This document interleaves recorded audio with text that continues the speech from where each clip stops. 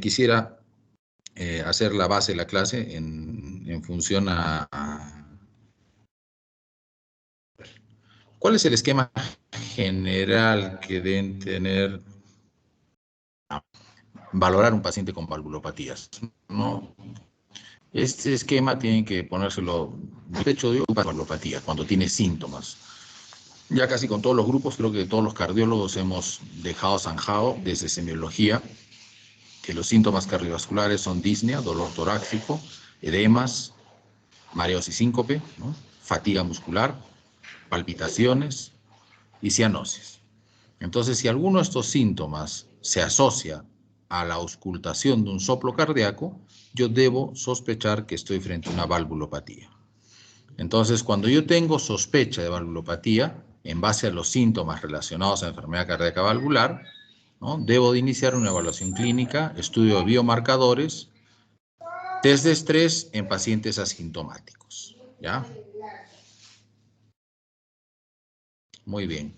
¿Podrías cerrarme la puerta que escucho la conversación de ustedes? Estoy en clases. Ya, entonces, decía que una vez que yo tengo un paciente con síntomas y la auscultación de un soplo cardíaco, sospecho que hay una valvulopatía. De ahí voy al estudio etiológico, los mecanismos de la lesión y el tipo de lesión. Para eso, luego de una evaluación clínica, debo hacer una evaluación ecocardiográfica o tomográfica, ¿no? Una cardiotomografía o una ecocardiografía. Con estos elementos puedo todavía tener alguna duda y pasaré a hacer una evaluación más exhaustiva de la severidad de la valvulopatía. Esto lo hago a través de una ecocardiografía, una cardiotomografía, una cardioresonancia e incluso un test de estrés. Finalmente, debo de ver la expectativa de vida y la calidad de vida del paciente en base a la edad, la expectativa de vida estimada, el sexo del paciente, el país donde vive, estamos en un país tercermundista, dentro del país en qué región vive, no es lo mismo un paciente que vive acá en Arequipa que uno que viva en un pueblito recóndito de la sierra donde no tenga parientes en Arequipa,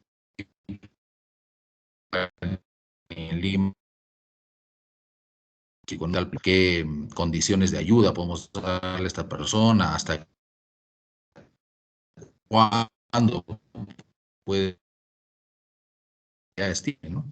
No es lo mismo tener una valvulopatía en un paciente con cáncer avanzado o con una enfermedad reumatológica muy avanzada que en uno que no tenga condiciones. Las cuatro primeras fichas del rompecabezas son la evaluación clínica y la evaluación por imágenes. Aquí quiero detenerme un poco porque esto quiero que tomen nota, porque no hay una imagen en esta parte, pero quiero que tomen nota. El paciente comenzaremos con la válvula aórtica. El paciente con estenosis aórtica tiene 3 síntomas que puede presentar: angina de pecho esfuerzo, la presencia de síncope y la presencia de síntomas de insuficiencia cardíaca congestiva.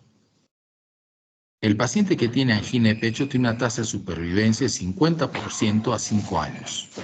El que tiene síncope, 50% a 3 años. Y el que ya desarrolla insuficiencia cardíaca izquierda florida, tiene una supervivencia de 50% a los 2 años.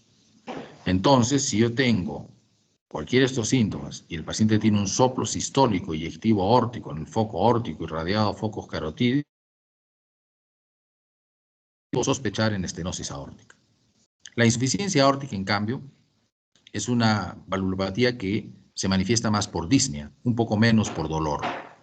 Pero cuando el paciente desarrolla disnea es porque ya ha superado la ley de Frank-Starling.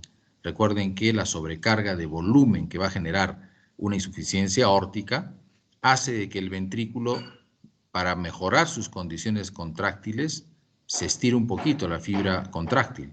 Y si esto se produce entre 1,8 y 2,2 micras, pues mejora la función sistólica contráctil. Sin embargo, cuando estoy en un paciente con insuficiencia aórtica que ya venció la longitud de su fibra, la ley de Frank-Starling, es decir, mide más de 2,2 micras la fibra de largo, comienza a haber deterioro de la función sistólica importante. Y esto se va a manifestar por aumento de la presión de llenado, aumento de la presión venocapilar congestión pulmonar y disnea.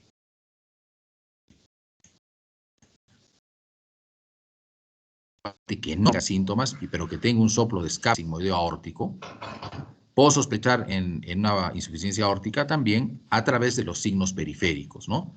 El pulso amplio y Zeller, o llamado pulso saltón, el signo del martillo de agua, todas esas cosas que hemos estudiado, el signo de Muset, que es asentir con la cabeza con cada latido cardíaco, ¿no? Los signos de Lance, etcétera, etcétera. Entonces, todo eso lo vimos en semiología y eso nos hace pensar en una insuficiencia aórtica y debemos de iniciar la evaluación por imágenes. En la válvula mitral, sin embargo, la estenosis mitral se caracteriza por un estrechamiento del orificio mitral. ¿Eso qué hace? Hace que haya mayor presión en la aurícula y se transmita al pulmón como aumento de presión venocapilar y mayor presión hidrostática, supera la oncótica y hay edema pulmonar. ¿Cómo se manifiesta entonces una estenosis mitral? Por disnea. Pero también la estenosis mitral, al dilatar, al someter a más presión y dilatar la aurícula,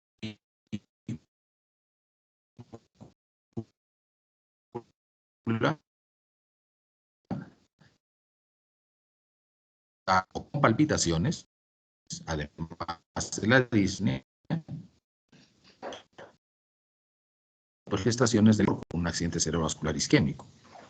Si es a abdomen, a lo mejor debuta con una necrosis mesentérica, que eso es terrible, ¿no? O a nivel periférico con una obstrucción de alguna arteria en brazos o piernas. Luego, la insuficiencia mitral. La insuficiencia mitral también se caracteriza, es muy parecida a la clínica a una insuficiencia aórtica. ¿Por qué? Porque ambas patologías valvulares producirán una sobrecarga de volumen del ventrículo izquierdo, lo que generará un aumento de las presiones de llenado y eso se transmitirá como aumento de presión venocapilar en el pulmón, aumento de presión hidrostática que supera la oncótica y trasudación. La membrana alveolo-capilar se llena de agua y luego los mismos alveolos se llenan de agua, ¿no? En todas estas valvulopatías. Y se genera disnea, ¿no? La disnea como síntoma capital de una insuficiencia mitral. La diferencia de una insuficiencia mitral con una insuficiencia aórtica clínicamente, los signos periféricos que son floridos en la insuficiencia aórtica, el soplo es de escape, diastólico en la insuficiencia aórtica, en la insuficiencia mitral el soplo es sistólico y se escucha en foco mitral y se irradia la axila. En la estenosis mitral el soplo es diastólico, es un rodamiento mitral diastólico con refuerzo presistólico si está en ritmo sinusal, ¿no? Y si está en fibrilación auricular solo habrá el rodamiento. Habrá un chasquido de apertura también en la estenosis mitral, si está en ritmo sinusal, con el ritmo clásico de Durosies, ¿no? El duf, tata, ru, ¿no? El segundo ruido, chasquido de apertura, rodamiento, ¿no? Un primer ruido brillante, que son los componentes de este ritmo de Durosies. Muy bien, ante ese recordar de cómo se presenta el paciente y qué es lo que voy a encontrar a grosso modo que me hace sospechar una valvulopatía, no se olviden valorar los síntomas, valorar los signos clínicos, ver por historia y por características de imágenes las posibles etiologías y los mecanismos de lesión, valorar la severidad de la valvulopatía, valorar las comorbilidades y la expectativa de vida.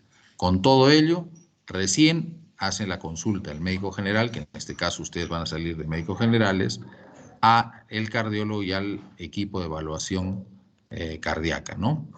El Heart Team, el equipo cardíaco que valorará qué hacer con esta valvulopatía, si solamente tendrá tratamiento médico, si tendrá tratamiento invasivo por catéter o tendrá un tratamiento invasivo quirúrgico.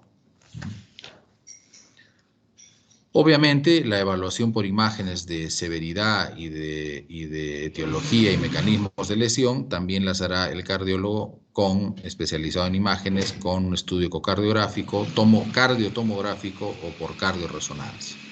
Cuando se hace un test de estrés, cuando tenemos dudas, vemos que la valvulopatía parece ser severa y el paciente está asintomático. Entonces hacemos un test de estrés para ver si desarrolla síntomas, generando un aumento de la frecuencia cardíaca.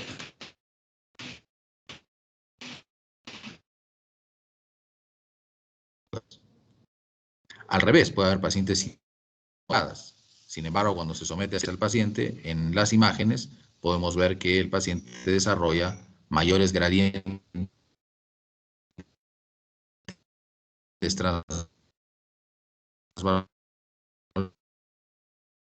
verdaderamente una valvulopatía severa.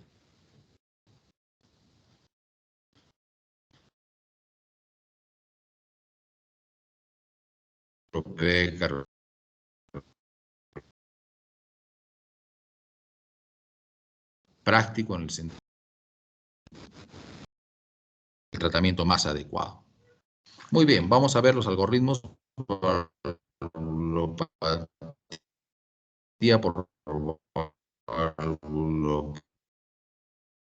que yo he detectado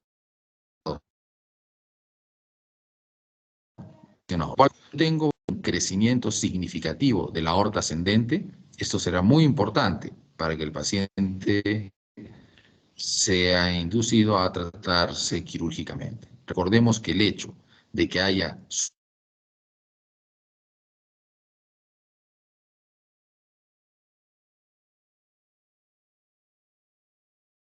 dilatación de la misma. Si yo tengo dilatación de la aorta, tendré que ir para cirugía, ¿no? Si no tengo dilatación de la aorta, pero tengo criterios claros de severidad de esta insuficiencia aórtica y tiene síntomas el paciente, también será otra indicación para que vaya a corrección quirúrgica. Si mi paciente no tiene dilatación de la aorta, su rehabilitación aórtica es severa, pero no desarrolla síntomas, buscaré criterios de severidad en la ecocardiografía o en las otras imágenes, cardiotomografía o cardioresonancia.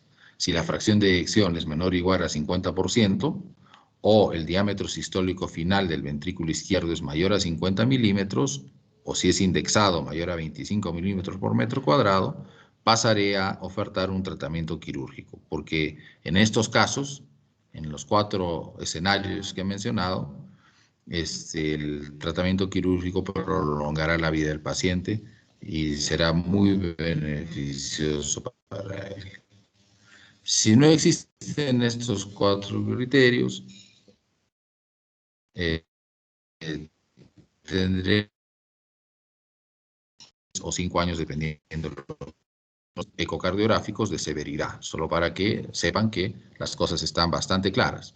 Y en el caso de la insuficiencia aórtica es fundamental evaluar no solo la morfología de la válvula, la magnitud del hierro regular, también es importante valorar la raíz de la aorta y si esta aorta está dilatada y cuán dilatada está el mecanismo de la insuficiencia aórtica para tomar decisiones. En la estenosis aórtica, como les dije, los síntomas son angina, síncope y síntomas de insuficiencia cardíaca.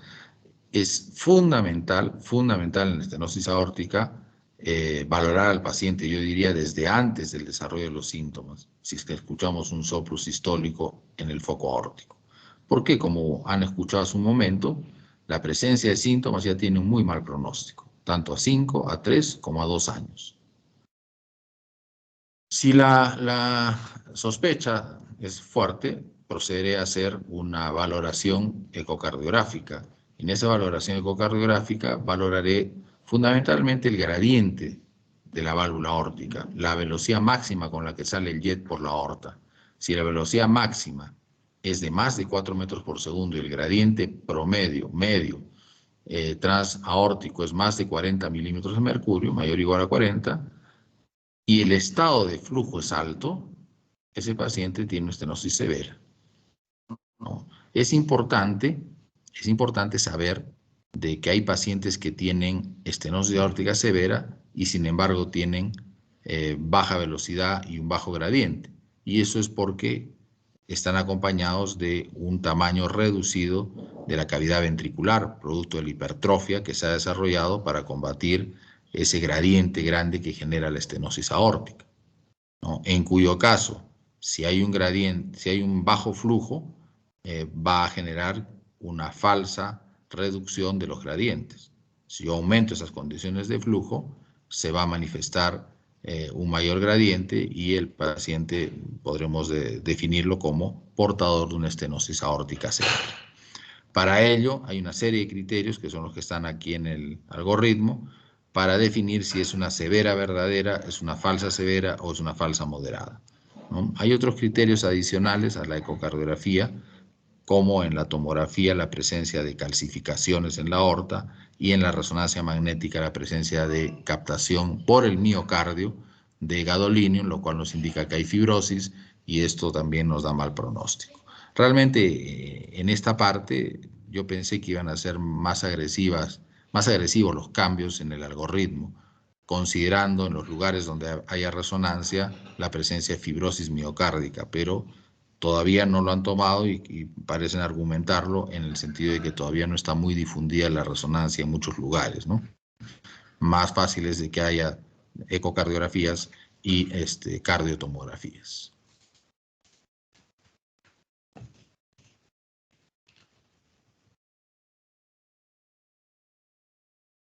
Como toda valvulopatía,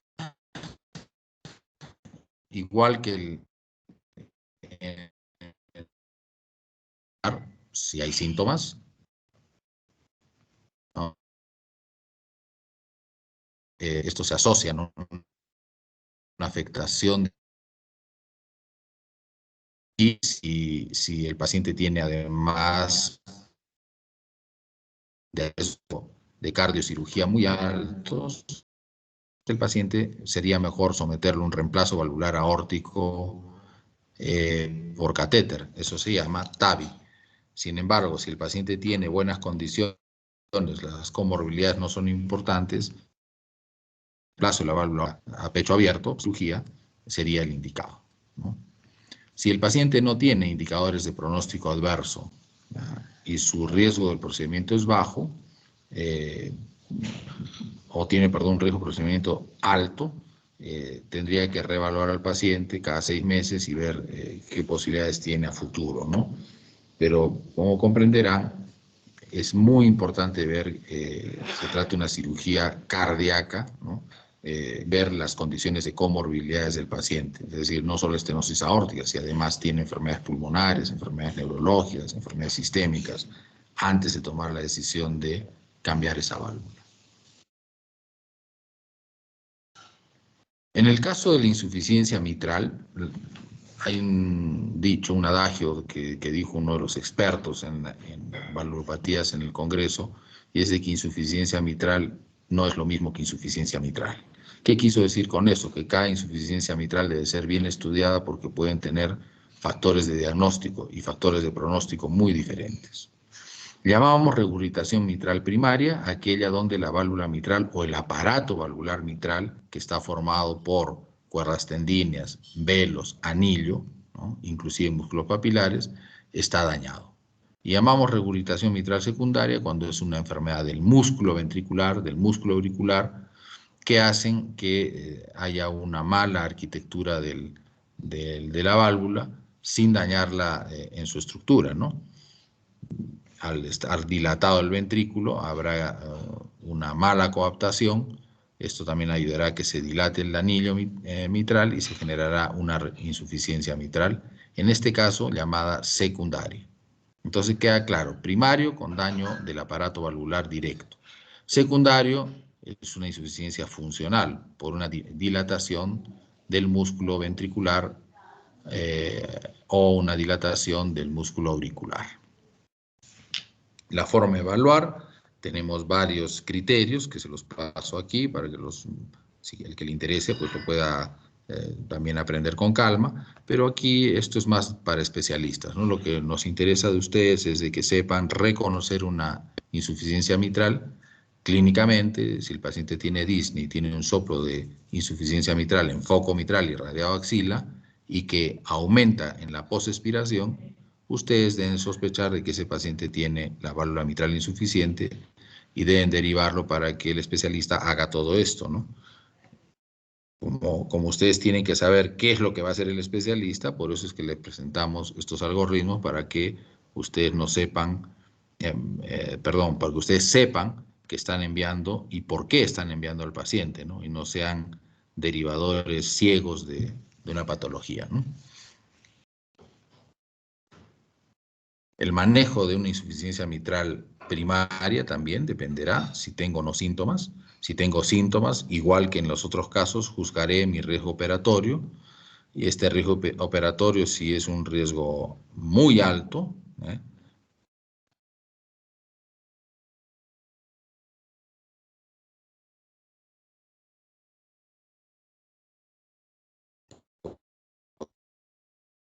Si el paciente es inoperable y tiene alto riesgo cardíaca o el reparo de la ciencia valvular.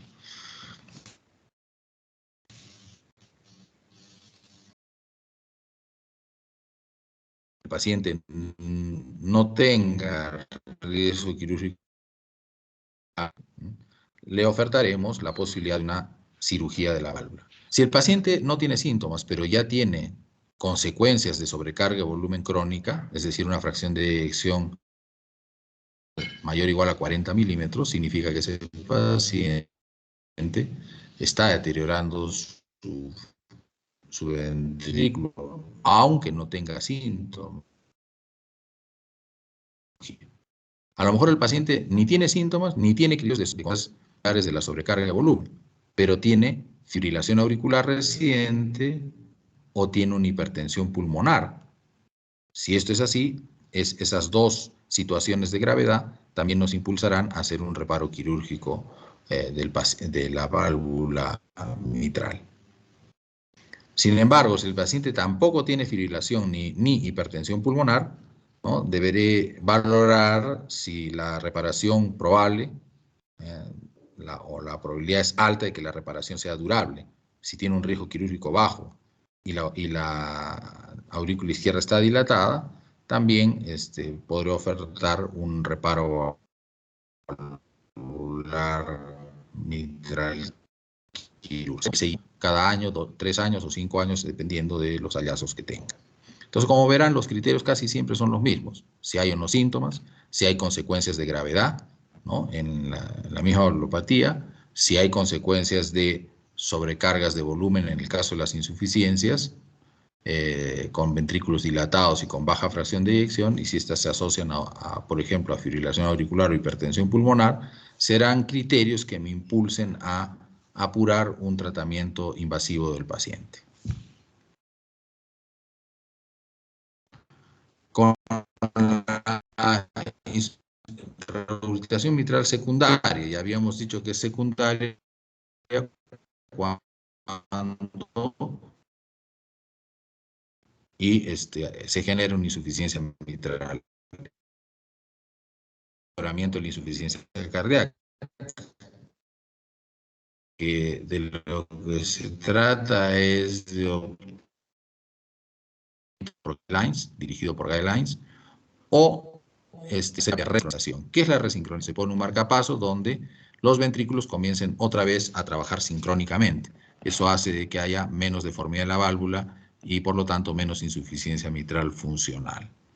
También tendré que corregir si tengo una enfermedad coronaria u otra enfermedad que requiera tratamiento, con la idea de que ese músculo se recupere y por lo tanto también se reduzca la insuficiencia mitral secundaria a enfermedades musculares. En la estenosis mitral ya en las guías penúltimas había habido el cambio. En las antepenúltimas solo se trataba las severas, y severa era menos de 1 centímetro cuadrado de área.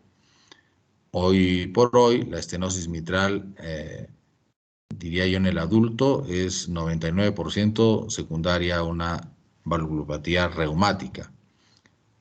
Y si es que esta, en los estudios de ecografía primarios, muestra un área menor o igual a 1.5 centímetros cuadrados, y si tiene síntomas, y si el paciente no tiene contraindicaciones para una comisurotomía, se puede eso tendrá que resolverse ya.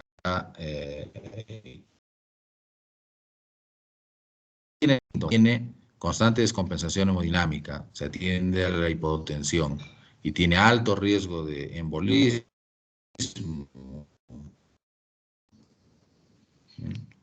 y mi tratamiento será con misurotomía, ¿no? Hacemos para comisurotomía, igual reemplazo la válvula. Si el paciente está asintomático y tengo la duda, pues, de que si verdaderamente ese paciente tiene unos síntomas, a lo mejor es un estoico. Este ejercicio tiene idea de objetivar claramente en vivo si el paciente desarrolla síntomas con los esfuerzos. Si es así, nuevamente es un tratamiento, sea por comisurotomía con balón o sea por cirugía de reparo de la válvula. Si no hay eso, no hay, a pesar de hacerle un ejercicio, el paciente solo requerirá un seguimiento a largo plazo, ¿no? Con, ecocardiografías, ¿no? Hasta que, o hasta que descanse. No olvidar de que las imágenes son fundamentales a la hora de escoger si el paciente se va o no beneficiar de una comisurotomía, de una estenosis mitral reumática. Los criterios para contraindicar eso están descritos en la tabla 8 que está de las guías que le he puesto aquí en el slide, ¿no? Si el paciente tiene un área valvular mayor a 1.5, o sea, tiene estenosis mitral leve, no voy a hacer comisurotomía. Si tiene menos de 1.5, pero tiene un trombo en la aurícula, sobre todo en la orejuela, si tiene una regurgitación mitral asociada más que leve, tampoco haré comisurotomía. Si es que hay un calcio en las comisuras, ¿no? Esas comisuras no se van si les pongo un balón, se van a calcio, se romperán por otro lado, y eso podría generar más que beneficio. Si hay ausencia de fusión comisural, si además hay enfermedad concomitante valvular o tricuspidia severas, ¿no? Todos esos detalles también nos ayudarán a tomar decisiones de terapia en la estenosis mitral. ¿Qué dicen las guías sobre la insuficiencia tricuspidia, ¿no? La insuficiencia tricuspidia ha sido un poco la cenicienta, ¿no? de las valvulopatías. Esta insuficiencia tricuspidia, como casi siempre, es funcional, secundaria. Era, digamos, no bien valorada. Hoy en día se sabe que las valvulopatías izquierdas que se asocian a hipertensión pulmonar e insuficiencia tricuspidia funcional, mientras más severa sea esta, peor pronóstico tiene el paciente con una valvulopatía del lado izquierdo. Entonces ya hay criterios claros ecocardiográficos que están en las guías en la tabla 9 y se los he puesto aquí en el slide. Si yo tengo una regurgitación tricuspide, yo veo que hay ya disfunción del ventrículo derecho, veo que el paciente presenta edemas, hepatalgia, porque la insuficiencia tricuspidea congestiona el hígado y hace doler por distensión de la cápsula de Gleason, el hipocondrio derecho. Yo valoro la severidad, ¿no? Si es que es severa, sea primaria o secundaria, esa válvula debe ser reparada o reemplazada. En el mismo tiempo que, si es que es una valvulopatía secundaria funcional, en el mismo tiempo en que reparo la válvula del lado izquierdo, ¿no? Si el paciente no tiene una valvulopatía tricuspidea de regurgitación severa, valoro cómo está la dilatación de las cavidades, el anillo de la tricúspide. Si el anillo está dilatado, también en vano esperaría y es mejor acelerar el reparo o el reemplazo de dicha válvula. Si no tengo estas características, puedo esperar, ¿no? Si la regurgitación mitral es primaria, no tiene síntomas, pero dilata el ventrículo, debo ofertar a ese paciente también un reparo o un reemplazo de la válvula. Si el paciente no tiene síntomas, no ha dilatado el ventrículo, no ha dilatado su anillo,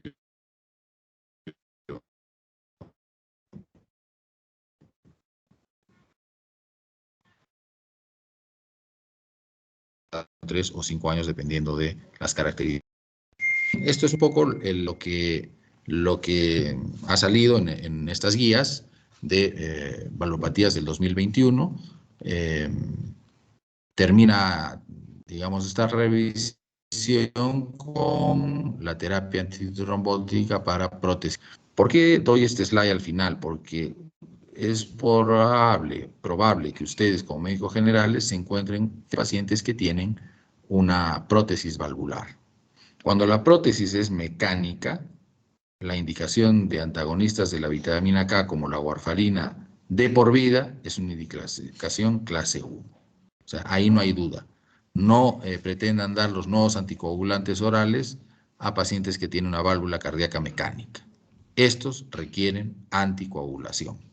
¿Ya? Con warfarina, que es un cumarínico, un antagonista de vitamina K, y es de por vida. Si además el paciente valvular tiene enfermedad coronaria, podrán agregar aspirina a dosis bajas a la warfarina, pero siempre chequeando bien que el INR sea terapéutico y que el paciente no tenga sangrados. Y si ese paciente requiere un acto quirúrgico o cualquier situación donde debo yo suspender temporalmente la anticoagulación para hacer, por ejemplo, una cirugía electiva, debo de hacer una terapia puente de anticoagulación con heparinas mientras suspendo la warfarina y suspender las heparinas 12 a 24 horas antes del acto quirúrgico para reiniciarlas en el primer día postoperatorio. ¿Por qué? Porque el paciente que tiene una prótesis mecánica tiene una indicación de anticoagulación, una indicación estricta de anticoagulación permanente. En cambio, si tengo una válvula bioprotésica, ¿ya?, sea puesta por cirugía o por transcatéter, el TAVI, o si tengo reparos valvulares,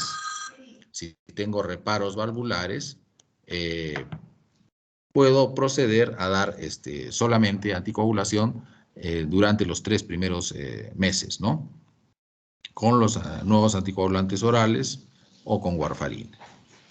Pasado ese tiempo, solo puedo dar un apoyo, soporte con un antiagregante plaquetario, como está descrito en el algoritmo que están viendo en su pantalla.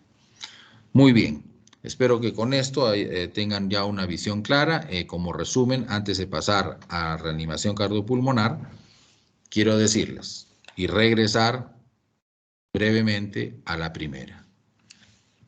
Si yo tengo síntomas como disnea, angina, ¿no?, síncope, palpitaciones, edemas, y yo escucho un soplo en el paciente, ese soplo le hago la maniobra de Rivero-Carvalho. Si aumenta, el soplo es derecho. Si aumenta con la maniobra de Rivero-Carvalho invertida, es decir, post-expiración, ese soplo es izquierdo, ¿no?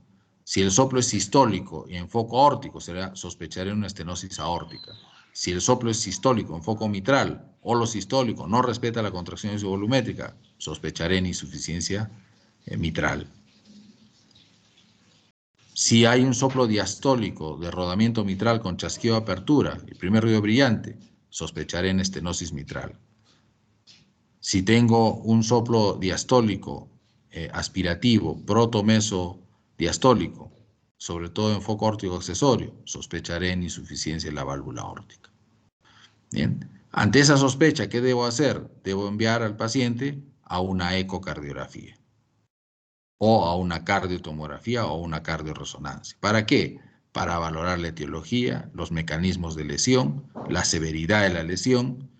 Además, clínicamente debo valorar qué expectativa de vida y qué calidad de vida tiene el paciente, es decir, qué comorbilidades tiene, para de acuerdo a ello tomar decisiones, ¿no? Si el paciente va o no va a ser corregido invasivamente, quirúrgicamente o solo quedará con terapia médica. Esa decisión ya es parte del equipo cardiológico para valvulopatías, pero el papel del médico general está en la primera ficha de este rompecabezas. ¿Cómo capturo al paciente valvular? Síntomas cardíacos y la auscultación de un soplo, porque las valvulopatías se manifiestan a la auscultación por soplos.